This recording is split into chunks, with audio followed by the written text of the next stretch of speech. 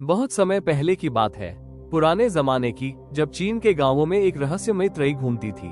3 साधु, 3 भिक्षु, लेकिन किसी को उनका नाम तक नहीं पता था, क्योंकि उन्होंने कभी अपने बारे में कुछ बताया ही नहीं। वो कभी किसी सवाल का जवाब नहीं देते थे, बस लोग उन्हें जानते थे 3 हंसते हुए भिक्षु के नाम से। वो तीनों सिर्फ एक ही काम करते थे, एक गांव में प्रवेश करते, बाजार के बीचों बीच खड़े हो जाते और अचानक हंसना शुरू कर देते। लेकिन ये कोई साधारण हंसी नहीं थी, वो पूरे अस्तित्व के साथ हंसते थे। इतनी एकाग्रता, इतनी संपूर्णता, जैसे सारा ब्रह्मांड उनकी हंसी में समा गया हो। धीरे धीरे लोगों का ध्यान उनकी ओर खींचने लगता और फिर उनके चारों तरफ भीड़ इकट्ठा हो जाती।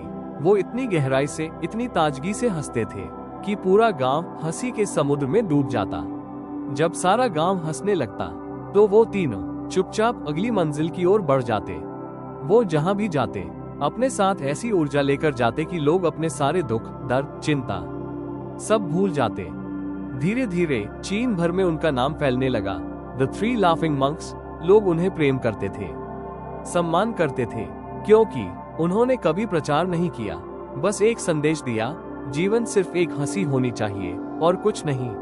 वो किसी का मजाक नहीं उड़ाते थे, बल्कि हंसते थे, जैसे उन्होंने ब्रह्मांड के सबसे बड़े मजाक को समझ लिया हो, जैसे उन्होंने ईश्वर की लीला को जान लिया हो। और बिना एक भी शब्द बोले उन्होंने पूरे चीन में ऐसा आनंद फैला दिया जो शब्दों से कभी नहीं फैल सकता। लोग उनका नाम पूछते, वो बस हंसते रहते, और यही उनका नाम बन गया, 3 हंसते हुए भिक्षु। समय बीतता गया और तीनों भिक्षु वृद्ध हो गए। एक दिन जब वो एक गांव में ठहरे हुए थे तो उन्हीं में से एक भिक्षु ने चुपचाप शरीर त्याग दिया। पूरा गांव सन्न रह गया। लोगों को लगा अब तो हम कुछ नया देखेंगे, क्योंकि किसी ने कभी उन्हें रोते हुए नहीं देखा था। अगली सुबह पूरा गांव इकट्ठा हुआ। दोनों भिक्षु तीसरे की देह के पास खड़े थे, लेकिन वो जोर जोर से हंस रहे थे। इतनी तेज, इतनी दिल खोलकर हंसी जैसी पहले कभी नहीं देखी गई थी। गांव के बुजुर्गों ने समझाने की कोशिश की, ये आपका साथी था, उसकी मृत्यु पर हंसना उचित नहीं है। लेकिन तभी पहली बार उन भिक्षुओं ने बोलना शुरू किया। उन्होंने कहा, हम हंस रहे हैं क्योंकि यह आदमी जीत गया। हम हमेशा मजाक करते थे कि देखना सबसे पहले कौन मरेगा, और इसने हमसे बाजी मार ली, इसने हमें हरा दिया। हम उसकी जीत पर हंस रहे हैं, उसकी उपस्थिति का आनंद हमने लिया, और अब उसकी विदाई पर भी हम वही कर रहे हैं, हंसना। लेकिन असली चमत्कार तो अभी बाकी था। जब तीसरे भिक्षु के शरीर को चिता पर लेटाया गया, तब लोगों को एहसास हुआ कि यह केवल मजाक नहीं था। उसने मरने से पहले ही कह दिया था, मुझे स्नान मत कराना, मेरे कपड़े मत बदलना, क्योंकि मेरी हंसी ने मुझे शुद्ध रखा है। मेरे जीवन में इतनी हंसी रही है कि कोई अशुद्धता मुझ तक पहुंच ही नहीं पाए। और जब आग लगाई गई, तब अचानक बड़े जोर का धमाका हुआ।